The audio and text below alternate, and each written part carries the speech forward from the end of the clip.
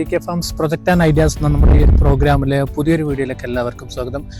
അപ്പോൾ dear friends, ഇന്ന് നമ്മൾ ചെയ്യാൻ പോകുന്നത് വളരെ വ്യത്യസ്തമായിട്ടുള്ള ഒരു ടോപ്പിക്കാണ്. നമ്മൾ ഇതുവരെ ചെയ്തത് ബ്രോയിലർ ഫാമുമായിട്ട് ബന്ധപ്പെട്ടുള്ള കാര്യങ്ങളാണ്. ആ ഒരു വീഡിയോ കണ്ടിട്ട് ഒരുപാട് ആൾക്കാർ എന്നോട് പേഴ്സണലി ചോദിക്കുന്ന ഒരു കാര്യമാണ് നാടൻ കോഴികൾ, അതായത് മുട്ടക്കോഴികളെ കുറിച്ചിട്ട് നമുക്കറിയണമെങ്കിൽ എന്താണ് ചെയ്യുക, അതേപോലെ തന്നെ ഇത് ചെയ്യുന്ന ഫാമുണ്ടോന്നൊക്കെ. അപ്പോൾ അതുമായിട്ട് ബന്ധപ്പെട്ടുള്ളൊരു കാര്യമാണ് ഇന്ന് നമ്മൾ ചെയ്യാൻ പോകുന്ന വീഡിയോ.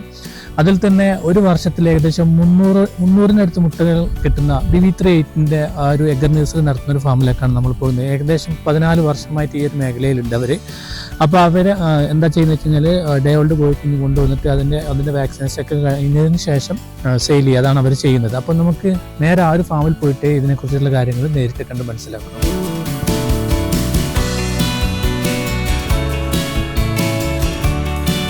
ഡിയർ ഫ്രണ്ട്സ്, ഇന്ന് നമ്മൾ നിൽക്കുന്നത് പ്രതിഭ എഗർ നഴ്സറിയിലാണ്. കാരണം ഒരുപാട് ഫാമേഴ്സ്, അതേപോലെ തന്നെ പോൾട്രി ഫാം ചെയ്യാൻ താല്പര്യമുള്ള ആൾക്കാർ എൻ്റെ തന്നെ ചോദിക്കുന്ന ഒരു കാര്യമാണ് നാടൻ കോഴീനെ വളർത്താൻ, അതിനെക്കുറിച്ച് അറിയാൻ എവിടെയാണ് നമ്മൾ പോകേണ്ടത്, അത് എവിടെ നിന്നാണ് കിട്ടുക എന്നൊക്കെ ചോദിക്കുന്ന ആൾക്കാരുണ്ട്. അപ്പം അത്തരം ആൾക്കാർക്ക് വേണ്ടിയിട്ടാണ് ഇന്ന് നമ്മൾ ഈ ഒരു ഫാം ഉൾപ്പെടുത്തിയേക്കുന്നത്. ഈ പ്രതിഭ എഗർ നഴ്സറി നമ്മൾ എനിക്ക് നേരിട്ട് ഒരു 10 വർഷം മുമ്പ് തന്നെ പരിചയമുണ്ട്. ഞാൻ ഒരു 10 വർഷം മുമ്പ് കുറച്ച് കോഴികളെ മേടിച്ചിട്ട് അത്യാവശ്യം വീട്ടിലേക്ക് മുട്ടയൊക്കെ എടുത്തിട്ടുണ്ട്. അപ്പോൾ നമുക്ക് അദ്ദേഹത്തോട് ചോദിക്കാം ഇത് എവിടെ നിന്നാണ് വരുന്നത്, അതേപോലെ തന്നെ ഇത് ചെയ്യുമ്പോൾ എന്തൊക്കെ കാര്യങ്ങൾ ശ്രദ്ധിക്കണം, അതേപോലെ തന്നെ ഇത് ഇവരെ നിങ്ങൾക്ക് എങ്ങനെയാണ് മേടിക്കാൻ പറ്റുക, ഈ കാര്യങ്ങളെക്കുറിച്ച് നമുക്ക് നേരിട്ട് അദ്ദേഹത്തോട് തന്നെ ചോദിക്കാം.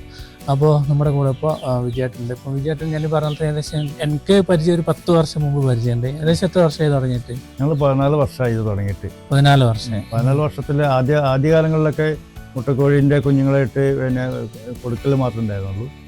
പിന്നെ അത് മുട്ടക്കോഴി കുഞ്ഞുങ്ങളെ വളർത്തി മുട്ടയിടിച്ച് മുട്ട കൊടുക്കുന്ന സംവിധാനമായി, മുട്ടയിടുന്ന കോഴികളെയും കൊടുക്കുന്ന ഒരു സംവിധാനം ചെയ്തിട്ടുണ്ടായിരുന്നു. ഇപ്പോൾ മുട്ടക്കോഴിൻ്റെ കുഞ്ഞുങ്ങളെ കൊടുക്കുന്നുണ്ട്. കൂടാതെ ഗ്രാമപ്രിയ അതുപോലുള്ള കോഴികളെ പഞ്ചായത്തിന് സപ്ലൈ ചെയ്യുന്നുണ്ട്. അതായത് സൊസൈറ്റികൾക്കൊക്കെ കൊടുക്കുന്ന സൊസൈറ്റികൾക്ക്. അതല്ലാതെ നേരിട്ട് ഇപ്പോൾ ഒരു കസ്റ്റമർ ഇപ്പോൾ നമുക്കൊരു 25 കോഴി വേണം, 25 കോഴി വേണമെങ്കിൽ അവർക്ക് ചിലപ്പോൾ അടിസ്ഥാന സൗകര്യം കൂടുന്നവരെ കയ്യിലുണ്ടാവില്ല. അപ്പോൾ അതൊക്കെ നിങ്ങൾ ചെയ്തു കൊടുക്കുന്നുണ്ട്. കോഴീൻ്റെ കൂടും ചെയ്തു കൊടുക്കുന്നുണ്ട്. എല്ലാം നിങ്ങൾ ചെയ്തു കൊടുക്കും. അവരുടെ സാമ്പത്തികത്തിനനുസരിച്ചുള്ള 6 കോഴിക്കുള്ള കൂട്, 10 കോഴിക്കുള്ള കൂട്, 12 കോഴിക്കുള്ള കൂട്, 24 കോഴിക്കുള്ള കൂട്, പിന്നെ ഇത് വലിയ ഫാമിൽ കൂടുതൽ സെറ്റ് ചെയ്ത് കൊടുക്കുന്നത്, അങ്ങനെയെല്ലാം ചെയ്ത് കൊടുക്കുന്നുണ്ട്. അതായത് ഇപ്പോൾ ഒരാൾക്കൊരു 25 കോഴിനെ വളർത്തുന്ന ആഗ്രഹം ഉണ്ടെങ്കിൽ അദ്ദേഹം നിങ്ങളെ കോൺടാക്ട് ചെയ്ത് കഴിഞ്ഞാൽ അതിനെ കൂട്, അതായത് ശാസ്ത്രീയമായിട്ടുള്ള കൂട്, അതോടൊപ്പം തന്നെ അതിന് വേണ്ടിയിട്ടുള്ള കുഞ്ഞുങ്ങളൊക്കെ, അതായത് ഒരു എത്ര ആഴ്ച പ്രായ കുഞ്ഞിനാണ്? 1.5 മാസം മുതലാണ് കോഴിക്കുട്ടികളെ കൊടുക്കുന്നത്. 1.5 മാസം വരെ അതിൻ്റെ വാക്സിനേഷൻ പീരീഡാണ്. ആ വാക്സിനേഷൻ കഴിഞ്ഞിട്ട് അതിന് ശേഷമാണ് കോഴികളെ കൊടുക്കുക. അതായത് നമ്മളിപ്പോൾ ഒരാൾ കോഴിക്കുഞ്ഞിനെ, അതായത് മുട്ടക്കോഴി ചെയ്യണമെന്ന് ആഗ്രഹം ഉണ്ടെങ്കിൽ അവർ ബ്രൂഡിംഗ് അവർ ചെയ്യേണ്ട ആവശ്യമില്ല. നിങ്ങൾ ആ ഒരു സ്റ്റേജൊക്കെ കഴിഞ്ഞ് അത്യാവശ്യം കൊടുക്കേണ്ട വാക്സിനൊക്കെ കൊടുത്തിട്ട് നിങ്ങൾ അവർക്ക് കൊടുക്കും. അതെ. അതായത് കൊണ്ടുപോകുന്ന ഒരു കസ്റ്റമർ ഇത് വാങ്ങിക്കൊണ്ട് കഴിഞ്ഞാൽ അവർക്ക് പിന്നെ കൊണ്ടിട്ട് അതിൻ്റെ മേലെ വേറൊരു ഇത് പണികളോ വർക്കൊന്നും വരരുത്. അതായത് അവർ കൊണ്ടുപോകുക, പിന്നെ തീറ്റ കൊടുക്കുക, അതിനെ സംരക്ഷിക്കുക, അതിന് വേണ്ട വൈറ്റമിൻസോ അത് കൊടുക്കുക. പിന്നെ 2 മാസം കൂടുമ്പോൾ വിരമരുന്ന് കൊടുക്കാം. അത് നമ്മൾ മെഡിക്കൽ ഷോപ്പിൽ നിന്ന് വാങ്ങി കിട്ടും. അതല്ലെങ്കിൽ നമ്മൾ അടുത്ത വെറ്റിനറി പോയി വെച്ചാൽ ഫ്രീ ആയിട്ടും കിട്ടും. അത് മാത്രമേ പിന്നെ ചെയ്യേണ്ടത്. അപ്പോൾ ഞാൻ ചോദിക്കുന്നത്, അവർ പ്രത്യേകിച്ച് വാക്സിൻ പിന്നെ കൊടുക്കേണ്ടതില്ല? അതിൻ്റെ ആവശ്യമില്ല. വാക്സിനൊക്കെ നിങ്ങൾ കൊടുത്തിട്ടാണ് കൊടുക്കുന്നത്? അതെ.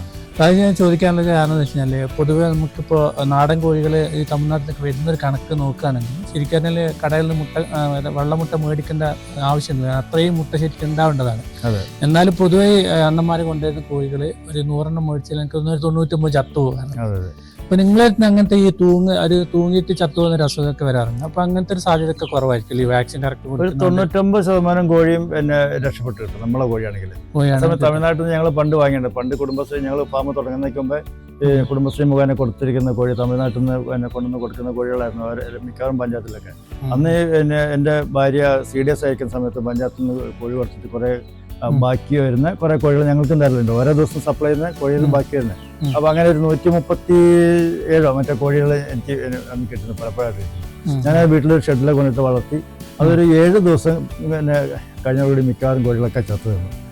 അതുപോലത്തെ ഒരവസ്ഥയാണ്. പിന്നെ നമ്മൾ കോഴി കൊടുക്കാൻ തുടങ്ങിയ പിന്നെ ഞാൻ തോന്നുന്നു, എനിക്ക് കൃത്യമായിട്ട് പറയാൻ കഴിയില്ല. എന്തായാലും ഇപ്പോൾ ഈ പഞ്ചായത്തിൽ മിക്കവാറും വീട്ടിലൊക്കെ കോഴിയുണ്ട്. അല്ല, അത് ഞാൻ ചോദിക്കാൻ ശരിക്കും നമ്മൾ ഒരു കണക്കെടുക്ക് നോക്കുകയാണെങ്കിൽ ഈ മേടിക്കുന്നൊക്കെ ബാക്കിയാണെങ്കിൽ അത്രയും ഉണ്ടാകും. പക്ഷേ ഒട്ടുമിക്ക ആൾക്കാർ മേടിക്കുക സൈക്കിളിൽ കൊണ്ടുവരുന്ന ആൾക്കാർ. നമ്മളെ കോഴിനെ കുറിച്ച് അറിയാത്തവരാണ്, അല്ലെങ്കിൽ ഇങ്ങനെ കോഴി കിട്ടുന്ന അറിയാത്തവരാണ് തമിഴ്നാട്ടിൽ നിന്ന് തന്നെ ഈ സൈക്കിളെ കൊണ്ടുവരുന്ന കോഴികളാണ്. പിന്നെ മറ്റൊരു കാര്യം എന്ന് വെച്ചാൽ നമ്മളെ കൊടുക്കുന്നതിനെക്കാട്ടും കുറച്ച് വില കുറച്ച് അവർക്ക് കൊടുക്കാൻ കഴിയും. അപ്പോൾ ആ കോഴി വില കുറച്ച് കിട്ടുന്നു എന്നുള്ളത് മാത്രമേ ചിലർ ചിന്തിക്കുള്ളൂ. നമ്മളെ കോഴിനെക്കാട്ടും വില കുറച്ച് കിട്ടുന്നു എന്ന് മാത്രമേ ചിന്തിക്കുള്ളൂ. ആ കോഴി പിന്നെ അധികം എന്തായാലും ജീവിക്കില്ല. മറ്റൊരു കാര്യം എന്താ വെച്ചാൽ അവരതിന് വാക്സിൻ കൊടുക്കുന്നില്ല. അവർ മിക്കവാറും കൊടുക്കുന്ന ബ്രാൻഡി റമ്മ് പോലത്തെ സാധനം കൊടുക്കുക. അപ്പൊ ഒരു റമ്മ് കഴിച്ച ഒരാൾ നമ്മളെങ്ങനെ കളിക്കുന്നോ എങ്ങനെ ഉഷാറായി നിൽക്കുന്നോ അതേപോലെയാണ് ആ കോഴി, റമ്മ് കഴിച്ച കോഴി ഉണ്ടാവുക. അതിന്റെ ഇത് കഴിഞ്ഞാൽ അത് തളർന്നു പിന്നെ വീണ്ടും വേണമെങ്കിൽ റമ്മ് കൊടുക്കണം അത് എനിക്ക് നിൽക്കണമെങ്കിൽ. അതാണ് അതായത് ഇതിനകത്ത് നമ്മൾ ശ്രദ്ധിക്കേണ്ടത് വെച്ചാൽ ബ്രോയിലർ കോഴിയാണെങ്കിൽ നമ്മൾ ആകെ വളർത്തും ഒരു 38-40 ദിവസം മാക്സിമം നമ്മൾ വളർത്തുന്നു. എന്നാലും നാടൻ കോഴി നമ്മൾ ഒരിക്കലും അങ്ങനെയല്ല, നമുക്ക് ഏകദേശം 2 വർഷം 3 വർഷത്തേക്കാൾ നമ്മൾ വളർത്തേണ്ടതുണ്ട്. അപ്പോൾ അതിന്റെ വാക്സിനേഷൻ കറക്റ്റ് അല്ലെങ്കിൽ ഈ പറഞ്ഞ പോലെ തന്നെ ഏത് സമയവും അസുഖം വരാൻ ചാൻസ് ഉണ്ട്.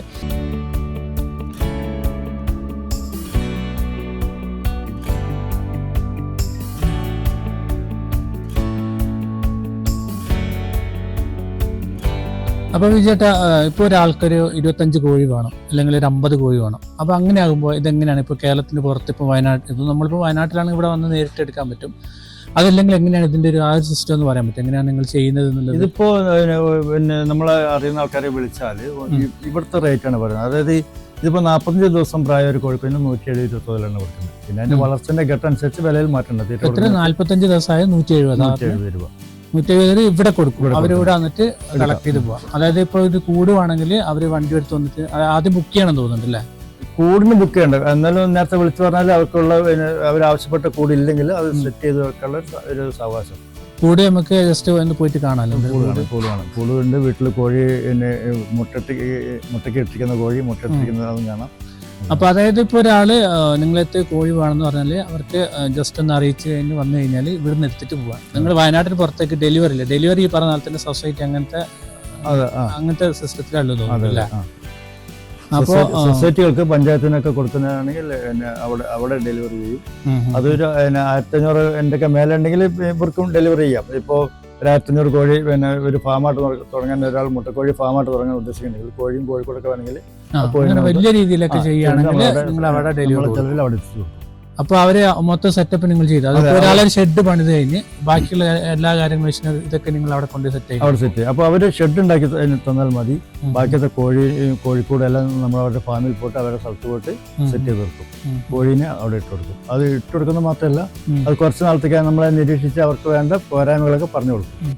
സാധാരണമായിട്ടൊരു കാര്യം ചോദിച്ചോട്ടെ, ഇപ്പോൾ ഈ ഒരു വലിയ രീതി തുടങ്ങുന്ന കാര്യം പറയാനല്ലോ, ഇപ്പോൾ ഒരു 500 അല്ലെങ്കിൽ ഒരു 300 കോഴിയൊക്കെ തുടങ്ങുന്ന വെച്ചാൽ ഒരാൾക്ക് എഗർനൈസറല്ല മുട്ട ഉത്പാദിപ്പിക്കാൻ വേണ്ടിയിട്ട്, അങ്ങനെയാണെങ്കിൽ എന്തെങ്കിലും സബ്സിഡി അങ്ങനെ എന്തെങ്കിലും കിട്ടാൻ വഴിയുണ്ട് അവർക്ക് ഇത് തുടങ്ങാൻ വേണ്ടിയിട്ട്? സബ്സിഡി കിട്ടുക നമ്മളെ വകയിൽ അങ്ങനത്തെ സബ്സിഡി ഒന്നുമില്ല. പഞ്ചായത്തിന്റെ വകയിൽ ഈ പഞ്ചായത്തിൽ പിന്നെ സംഘമായിട്ട് രജിസ്റ്റർ ചെയ്താൽ ഒരു കുടുംബത്തിന്റെ 5-6 കൂടുന്ന അംഗങ്ങൾ കൂടിയിട്ട് ഒരു സംഘമുണ്ട്. അങ്ങനെ സംഘം രജിസ്റ്റർ ചെയ്താൽ ആ സംഘത്തിന് സബ്സിഡി കിട്ടും.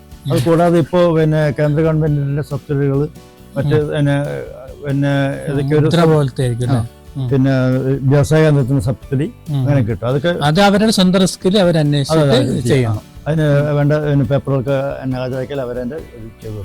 പിന്നെ അതുപോലെ തന്നെ നമ്മളിപ്പോൾ ഒരാളിത് മേടിച്ച് കൊണ്ടുപോയി കഴിഞ്ഞാൽ അതിനൊരു ഫീഡിന്റെ ഒരു ക്രമം എങ്ങനെയാണ്? നമ്മളിപ്പോൾ പൊതുവെ ബ്രോയിലൊക്കെ പ്രീ സ്റ്റാർട്ടർ ഫിനിഷർ എന്ന് പറയുന്നത് പോലെ ഇതിൻ്റെ അകത്തൊരു ഫീഡിന്റെ ഒരു സ്റ്റേജ് ഉണ്ടല്ലോ. ഇപ്പോൾ അതായത് നിങ്ങളിപ്പോൾ കുഞ്ഞുങ്ങൾ കൊണ്ടുവന്നിട്ടൊരു എനിക്ക് തോന്നുന്നൊരു 45 ദിവസം കഴിഞ്ഞിട്ടാണ് കൊടുക്കുന്നത്. അത് കഴിഞ്ഞിട്ട് ഇവരെ അതാണ് ഫീഡ് കൊടുക്കേണ്ടത്. ഇപ്പൊ നമുക്ക് ഈ കോഴികളെ കൊണ്ടുപോയി കഴിഞ്ഞാൽ ഇപ്പൊ ഇനി ഗ്രോവറാണ് കൊടുക്കേണ്ടത്. ഗ്രോവർ മാത്രം കൊടുക്കാം. മുട്ടയിടാൻ തുടങ്ങുന്നവരെ ഗ്രോവർ. മുട്ടയിട്ട് തുടങ്ങി കഴിഞ്ഞാൽ ഗ്രോവറും ലെയർ മാഷും കൂടി മിക്സ് ആക്കിയിട്ട് ഒരു ആഴ്ചയോളം കൊടുക്കാം. അത് പെട്ടെന്ന് തീറ്റ മാറുമ്പോൾ അവർക്ക് ഉണ്ടാകുന്ന ബുദ്ധിമുട്ടുകളൊക്കെ അങ്ങനെ മിക്സ് ആക്കി കൊടുക്കാൻ പറഞ്ഞത്. അതിനുശേഷം ലെയർ മാഷ് മാത്രം കൊടുത്താൽ മതി. ഈ മുട്ടയിടുന്ന കോഴിക്ക് ലെയർ മാഷ് അത്യാവശ്യമാണ്. അതിന് വേണ്ട വൈറ്റമിൻസ് ഒക്കെ കിട്ടണമെങ്കിൽ ലെയർ മാഷിലാണ് ഉണ്ടാവുക. അതല്ലെങ്കിൽ അവർ തമ്മാമിൽ കൊത്തിപ്പൊട്ടിക്കാനോ മുട്ട കൊത്തിപ്പൊട്ടിക്കാനൊക്കെ ഉള്ള സാധ്യത ഉണ്ടാവും. അപ്പൊ അതുകൊണ്ടാണ് ഈ കോഴി പരസ്പരം കൊത്തൊക്കെ ചെയ്യുന്നത് ലെയർ മാഷ് കൊടുക്കാത്തത്. ചില ആൾക്കാർ സ്റ്റാർട്ടറൊക്കെ മേടിച്ചാൽ കൊടുക്കും. സ്റ്റാർട്ടർ അത് അറിയില്ല. ഇപ്പോ കോഴിത്തീറ്റ എന്ന് പറയുമ്പോൾ കടക്കാർ കൊടുക്കുന്ന സ്റ്റാർട്ടർ, അതല്ലെങ്കിൽ മുട്ടക്കോഴി തീറ്റ എന്ന് പറഞ്ഞാൽ മുട്ടക്കോഴിക്കുള്ള തീറ്റ എന്ന് പറയുമ്പോൾ ഈ മുട്ടയുടെ കൊടുക്കുന്ന ലെയർ മാഷും കൊടുക്കും കടക്കാർ. അവരത് കൊണ്ടുപോയി കൊടുക്കും. അപ്പൊ അത് കൊടുക്കുമ്പോൾ ഉണ്ടാകുന്ന ബുദ്ധിമുട്ടുകളാണ് അതൊക്കെ.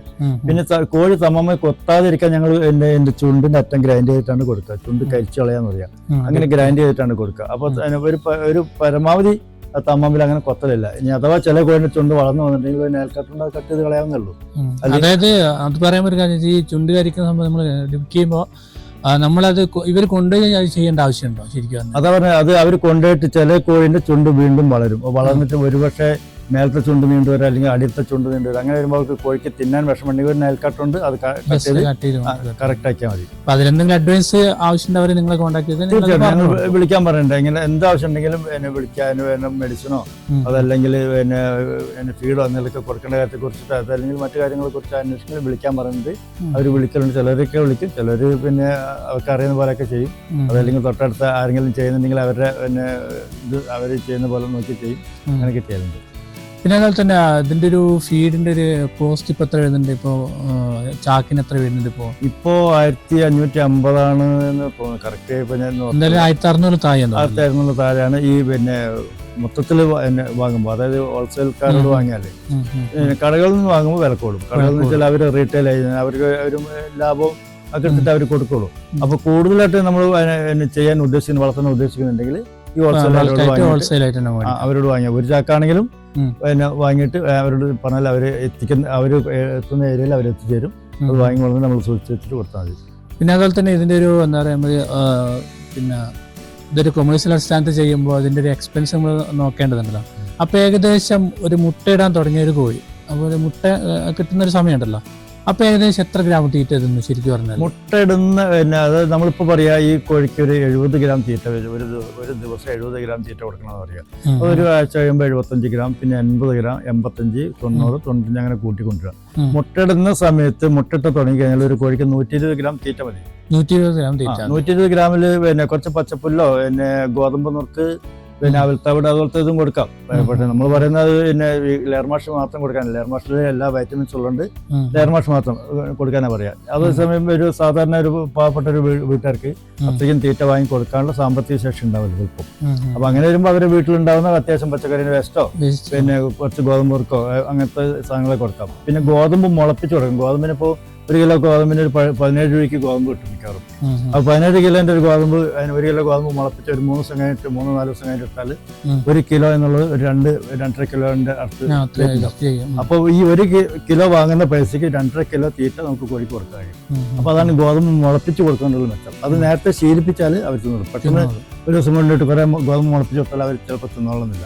അപ്പൊ അതങ്ങ് ശീലിപ്പിച്ചു തരണം. പിന്നെ മറ്റൊരു കാര്യം എന്താ വെച്ചാൽ കോഴി മുട്ടയിടാൻ തുടങ്ങിക്കഴിഞ്ഞാൽ അവർക്ക് എന്ത് തീറ്റയാണോ കൊടുത്തുകൊണ്ടിരിക്കുന്നത് അത് കട്ടാവാതെ, അതായത് അത് മാറാണ്ട് സ്ഥിരമായിട്ട് അത് തന്നെ കൊടുക്കാൻ ശ്രമിക്കുക. എന്ന് വെച്ചാൽ ഒരു ദിവസം ഗ്രോവർ കൊടുത്ത് ലെയർമാഷ് കൊടുത്ത്, പിന്നെ ഒരു ദിവസം ഗോതമ്പ് കൊടുത്ത്, കുറെ നാൾ കഴിഞ്ഞിട്ട് പിന്നെ വേറെ തീറ്റ കൊടുക്കുക. അങ്ങനെ വരുന്ന കോഴി മുട്ടകളിൽ പെട്ടെന്ന് നിർത്തും.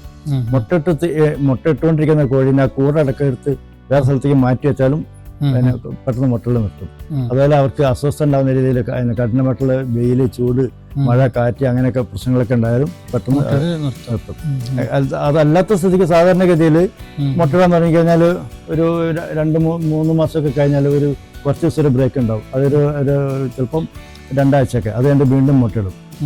അങ്ങനെ ഒരു 1.5 വർഷം വരെ ഒരു ശരാശരി നല്ല മുട്ടയിടുന്ന സമയമാണ്. 1.5 വർഷത്തിന് ശേഷം മുട്ടേന്റെ അളവ് എണ്ണം കുറയും. ആ സമയത്ത് ഇതിനെ അഴിച്ചുവിട്ട് വളർത്താൻ സൗകര്യം ഉണ്ടെങ്കിൽ അഴിച്ചുവിട്ട് വളർത്താൻ, തീറ്റ കൊടുക്കാൻ അഴിച്ചുവിട്ട് വളർത്താൻ പറ്റുമെങ്കിൽ അങ്ങനെ ചെയ്താൽ അന്നേരം കിട്ടുന്ന മുട്ട ലാഭമാണ്. അതല്ലെങ്കിൽ കോഴിനെ ഒഴിവാക്കിയിട്ട് പുതിയ കോഴിനെ വാങ്ങിയിടുക. അപ്പോൾ ഈ 1.5 വർഷം ആകുമ്പോഴത്തേക്കും ആവുന്നതിന് മുമ്പേ നമുക്ക് അതിന് അടുത്ത കോഴിനെ വാങ്ങി കുറച്ച് കോഴിനെ എവിടെയെങ്കിലും വളർത്തി റെഡിയാക്കി വെക്കുക. അതായത് നമ്മൾ സ്ഥിരമായിട്ട് മുട്ട കൊടുത്തുകൊണ്ടിരിക്കുന്ന ആൾക്കാർക്ക് നമ്മൾ സ്ഥിരമായിട്ട് കൊടുക്കാൻ നമുക്ക് മുട്ട വേണമല്ലോ. നമ്മൾ മുട്ടയിടുന്ന കോഴി മുട്ടകളിൽ നിർത്തി കഴിഞ്ഞ കോഴി അവർക്ക് മുട്ട കൊടുക്കാൻ പറ്റിയില്ലെങ്കിൽ അവർ വേറെ കസ്റ്റമർ വാങ്ങും. അപ്പൊ നമ്മൾ കണക്ഷൻ വിട്ടു. അപ്പൊ അങ്ങനെ ഒന്ന് മുട്ടയിട്ട് തീരുന്ന ആ ഒരു സമയം ആകുമ്പോഴേക്കും അടുത്ത ബാക്കിൽ മുട്ടയിട്ട് തുടങ്ങണം. സിസ്റ്റം നമ്മൾ ഫോളോ ചെയ്യാം. അതാണ് ചെയ്യുന്നത്. അപ്പൊ അങ്ങനെ കുറെ വീട്ടുകാർ ചെയ്യുന്നുണ്ട്. കുറെ വീട്ടുകാർ ഇപ്പോൾ നല്ല രീതിയിൽ ചെയ്യുന്നുണ്ട്. കുറെ ആൾക്കാർ ഇതിനോട് താല്പര്യം ഇല്ലാണ്ട് അത് കൂടും കോഴിയൊക്കെ വിറ്റ് ഒഴിവാക്കിയവരുണ്ട്. അല്ല, അത് ചില ആൾക്കാർക്ക് പഠിക്കാതെ എന്താ മനസ്സിലാക്കാതെ, അതായത് എൻ്റെ ഒരു എക്സ്പീരിയൻസ് എൻ്റെ ഒരു സുഹൃത്ത് ഇതിന് മുമ്പ് മുട്ടക്കോഴി ചെയ്തപ്പോൾ 125 തീറ്റേന്റെ കാര്യം പറഞ്ഞല്ലോ. അപ്പൊ അവരടുത്ത് ആരും പറഞ്ഞിട്ട് 125 ഗ്രാം തീറ്റ കിട്ടിയാൽ മതി, എന്തും കൊടുത്താൽ മതി. ഈ പറഞ്ഞ CO3 പുല്ല് എന്താ പറയാ ഒരുപാട് കൃഷി അത് അങ്ങനത്തെ അത് മാത്രം കൊടുത്തു. ഈ 125 ഗ്രാമിൽ 100 ഗ്രാമും അത് കൊടുത്തു, 25 ഗ്രാം മാത്രം തീറ്റയും കൊടുത്തു. അപ്പൊ എന്തായാലും പശു അല്ലല്ലോ. അപ്പൊ എന്റെ ഭാര്യ ചോദിച്ച ആൾക്കാർ കുറെ പേരെങ്കിലും വിളിച്ചിട്ടുണ്ട്, നിങ്ങൾ CO3 പുല്ല് കൊടുത്താൽ പോരാന്ന് വെച്ചാൽ. അപ്പൊ CO3 പുല്ല് കൊടുത്താൽ പാല് കിട്ടും, കോഴിത്തീറ്റ കൊടുത്താൽ മുട്ട കിട്ടും എന്ന് പറഞ്ഞു. അപ്പൊ അതാണ് നമ്മളത് ചിന്തിക്കണം. വെറുതെ പുല്ലും തവിടും പിന്നെ അടുക്കളയിലെ വേസ്റ്റ് മാത്രം കൊടുത്തിട്ട് വളർത്താൻ നടക്കില്ല.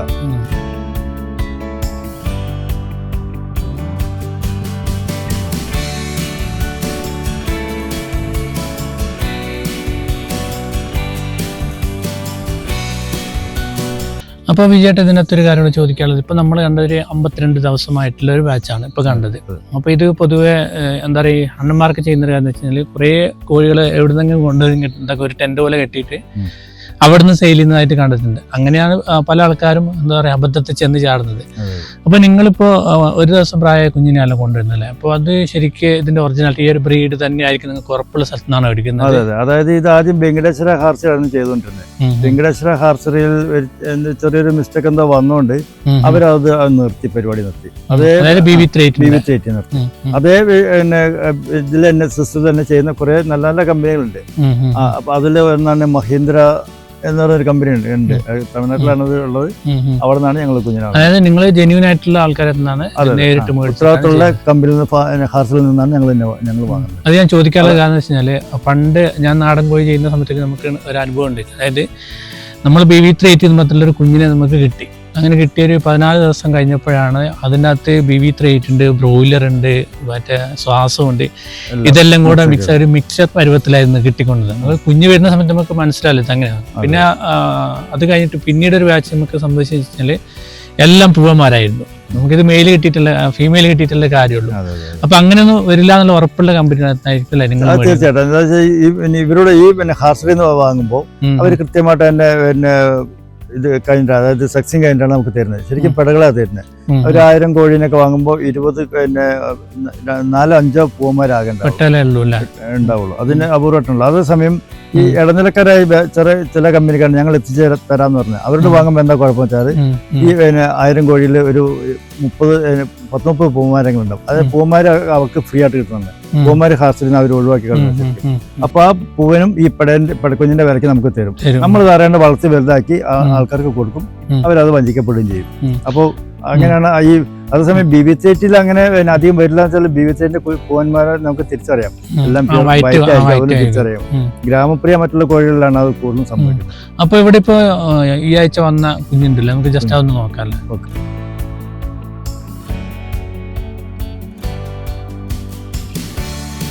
അപ്പോൾ വിജയേട്ട ഇതിപ്പോ എത്ര 2 ദിവസം പ്രായത് പറഞ്ഞത്? ഇത് 3 ദിവസമായത്. 3 ദിവസമായി. ഇത് പിന്നെ BV3 അല്ല, ഇത് പിന്നെ ഗ്രാമപ്രിയാണ്. ഇത് ചാത്തമംഗലം പോൾട്രി ഫാമിൽ കിട്ടുന്നത്. പിന്നെ ഗവൺമെന്റ് ഫാമിലെ കുഞ്ഞുങ്ങളാണ്. ഇത് ഗവൺമെന്റിന്റെ സപ്ലൈ ഉള്ളതാണ്.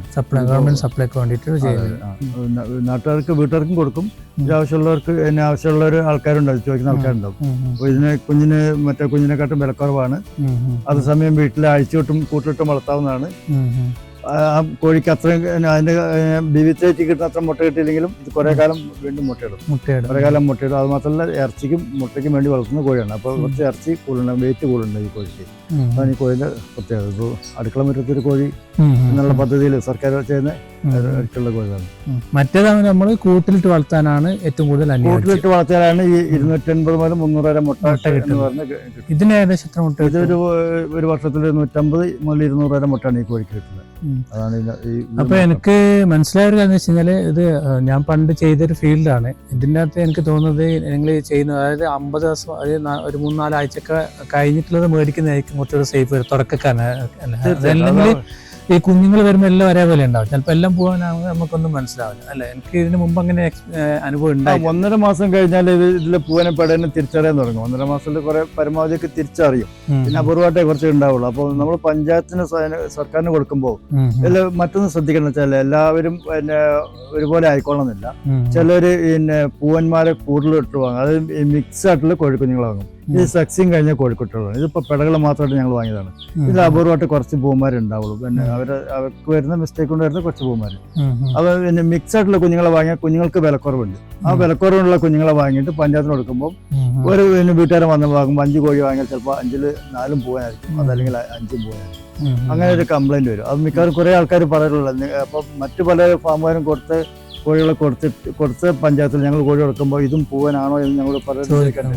അപ്പോൾ അങ്ങനെ ആവില്ല എന്നാലും ഞാൻ പറഞ്ഞു. എന്നിട്ട് അങ്ങനെ ആവില്ല, ഞങ്ങൾ സെക്സിങ് കഴിഞ്ഞ കോഴിക്കുട്ടികളാണ് കൊണ്ടുവരുന്നത്. അതുകൊണ്ട് പരമാവധി പടകളുണ്ടാവും. അപ്പോൾ അവർക്ക് അത് ഞങ്ങളോട് വാങ്ങിയ ആൾക്കാർക്ക് അത് ബോധ്യപ്പെട്ടിട്ടുണ്ട്. വീണ്ടും അവർ വാങ്ങുമ്പോൾ അവർക്ക് മനസ്സിലാവും.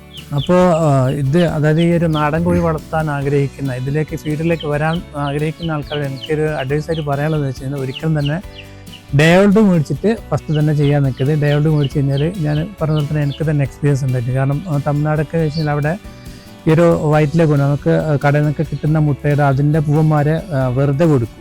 അതുവരെ കളർ അടിച്ചിട്ടൊക്കെ ചെയ്യുന്ന ഒരുപാട് കമ്പനികളും ഏജന്റുമാരൊക്കെ ഉണ്ടാവും. അപ്പോൾ അതുകൊണ്ട് മാക്സിമം ഡേയോൾഡ് മേടിച്ചിട്ട് ചെയ്യാതെ ഈ രീതിയിൽ എഗർ നഴ്സറി, വിശ്വാസയോഗ്യമായ എഗർ നഴ്സറിയിൽ നിന്ന് മേടിച്ചിട്ട് വളർത്തി സ്റ്റാർട്ട് ചെയ്യാം. ഡിയർ ഫ്രണ്ട്സ്, ഇത് ബിവി ട്രേറ്റ് ആണ് നമ്മളിപ്പോൾ കണ്ടുകൊണ്ടിരിക്കുന്ന ഈ ഒരു കോഴികൾ. ഈ ബിവി ട്രേറ്റിൻ്റെ പ്രത്യേകത എന്ന് വെച്ച് കഴിഞ്ഞാൽ ഒരു വർഷത്തിൽ ഏറ്റവും കൂടുതൽ ഏകദേശം 280 to 300 മുട്ട ഉൽപ്പാദിപ്പിക്കാൻ പറ്റുന്ന അത്രയും എന്താ പറയുക ഹൈ പ്രൊഡക്ടിവിറ്റി ഉള്ളൊരു ബ്രീഡാണ് ബിവി ട്രേറ്റ് എന്ന് പറയുന്നത്. അപ്പോൾ നിങ്ങൾക്ക് ഇത് കിട്ടണമെങ്കിൽ ഇദ്ദേഹത്തിൻ്റെ ഫോൺ നമ്പർ, അത് ഈ ഒരു പ്രതിഭ എഗർ നഴ്സറിയുടെ അഡ്രസ്സും ഫോൺ നമ്പർ ഇവിടെ പിൻ ചെയ്ത് വെക്കുന്നുണ്ട് നമ്മൾ. അപ്പോൾ നിങ്ങൾക്ക് അവരുമായിട്ട് കോൺടാക്ട് ചെയ്ത് കഴിഞ്ഞാൽ ആ കോഴിയും അതുപോലെ തന്നെ കൂടും നിങ്ങൾക്ക് കളക്ട് ചെയ്യാൻ പറ്റും. അപ്പോൾ ഡിയർ ഫ്രണ്ട്സ്, ഇന്നത്തെ ഈ ഒരു വീഡിയോ നമ്മളിവിടെ വൈൻഡപ്പ് ചെയ്യുകയാണ്. ഇതേപോലെയുള്ള കൂടുതൽ ഉപകാരപ്പെടുന്ന അടുത്ത നല്ലൊരു വീഡിയോ ആയിട്ട് വീണ്ടും വരുമ്പോഴേക്കും ഗുഡ് ബൈ.